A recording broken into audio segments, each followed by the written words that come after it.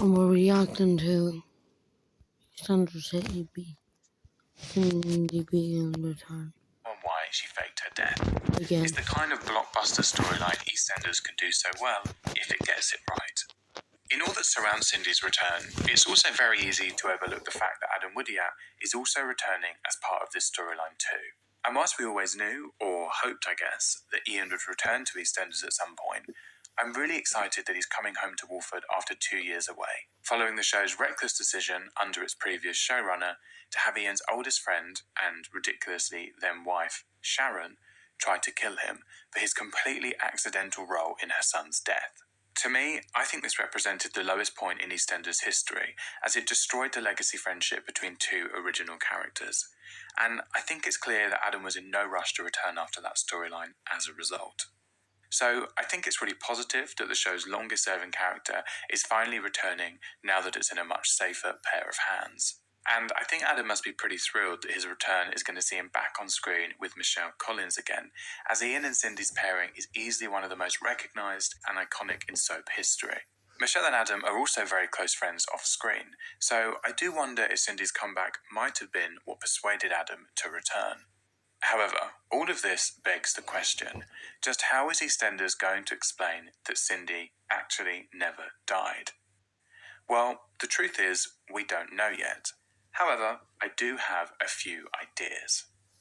So, to explain how I think Cindy could have faked her death, let me just quickly remind you how she exited the show. In a nutshell, Cindy was sent to prison for ordering a hitman to kill Ian, who at the time she was battling with for custody over Peter and Lucy. Cindy ended up winning that battle, but was immediately arrested after it because her hitman, John Valeque, confessed to shooting Ian on Cindy's order after one of Ian's contacts at the time, Annie Palmer, blackmailed him into doing so. Listen, 10 years from now I'm going to be facing a review board. I'm not in a business to shoot myself in the foot. Well, you did try and shoot him Beale in the heart. Let me answer.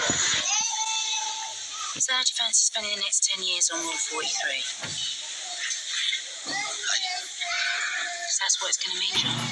What you getting at? Your face is in one piece at the moment. I assume you want it to stay that way.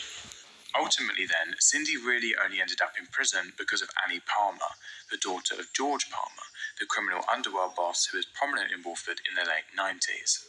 Now, having reflected on this, I have a theory that Annie and George could be at the centre of why Cindy ultimately ended up faking her death. I think when Cindy was sent down, a dodgy detective investigating George's empire could have found out about how Annie forced John into incriminating her. That detective could have then offered Cindy the chance to get out of prison by getting John to withdraw his confession on the grounds of coercion. In return, I think this detective would have wanted Cindy to help him take down the Palmer empire, perhaps as some kind of honey trap. Cindy, who at the time would have been pregnant with Cindy Jr., would have accepted this deal to avoid having to give birth behind bars and, of course, to get revenge on Annie. However, obviously things didn't quite go to plan, and Cindy got in so deep that the detective, with all his connections and police resources, had to force her to fake her death to protect her and her children from Palmer's gang. Hence why Cindy's family was told that she had died in childbirth in prison, when she was in fact still alive, but gave up her newborn baby to protect her from a life on the run. Although this does stretch reality a little bit, I think this would be the most plausible way to explain that Cindy never died. She simply accepted a deal to get out of prison, it went very wrong, and so she had to fake her death. And if Cindy had a very dangerous gang going after her, this would also explain why she never returned to Walford, because she feared that gang could track her down and harm her children. All of this could make it very easy to explain how Cindy's body was apparently identified too. She could have told her mum and sister what she was doing, and that they needed to lie and tell Ian that she had died to protect their children. However, none of this answers the question as to what might have happened back to Walford this year, despite having stayed away for 25 years. Well, I have another theory on this too. What if Cindy, having faked her death, ended up in another relationship with a man she thought could protect her? And what if that man was George Knight, the new partner of Linda's mum Elaine and new co-owner of the Queen Vic, who also, by the way, just so happens to be a former championship boxer, so would certainly be the kind of man that Cindy would have felt protected by. There are a few other reasons why I think there could be a link between Cindy and George too. Firstly, George Knight and his two daughters are arriving in Wolford in June, and we know that Cindy's return is going to follow this soon after, since Michelle and Adam have already started to film their scenes together. Is this just a coincidence? Well, it could be, but I do think the timing is quite suspicious. I'm not sure Eastenders would usually introduce a new leading character and bring back another iconic one within the same time frame. These things are usually much more staggered throughout the year, unless there's a specific narrative reason for them not to be. I think it's also interesting to note that one of George's daughters is called Gina, the same name of Cindy's sister, which leads me to think that she could actually be the mother of George's two girls. This would mean her return to Wolford would instantly affect more than just Ian, Bobby and Kathy, which I think, on paper, makes a lot of sense. And here's another potential theory. If Cindy is indeed her mother, perhaps Bobby is about to embark on a relationship with Anna, Molly Rainford's character, given they're in the same age range. This could explain why Chris Crenshaw quite controversially axed Anna, Bobby's on and off again ex-girlfriend. Perhaps because he wanted to make way for a new girl in Bobby's life that would see him falling in love with Lucy's half-sister. This sounds like quite a classic soap storyline, and I can already hear Cindy revealing to Anna that her newest boyfriend, in fact, killed her sister, which I think sounds very much like one of those big duff-duff moments. All of this, at this stage, is total speculation, but I do think there's something in Cindy being connected to the Knights.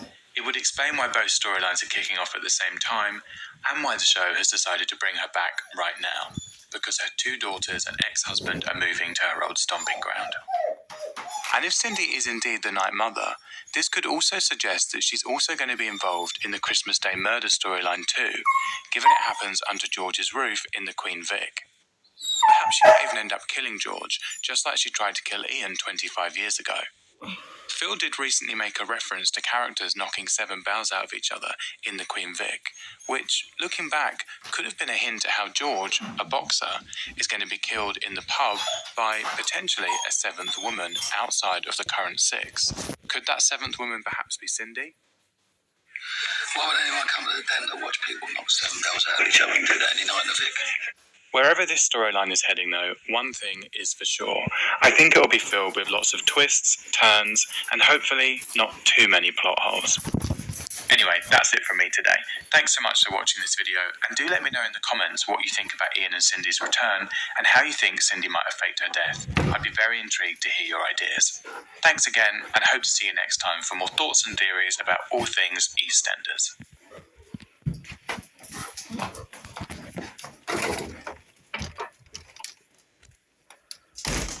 Hopefully, I took this a lot of trust, and if you didn't get emotional, you come down and see you next time.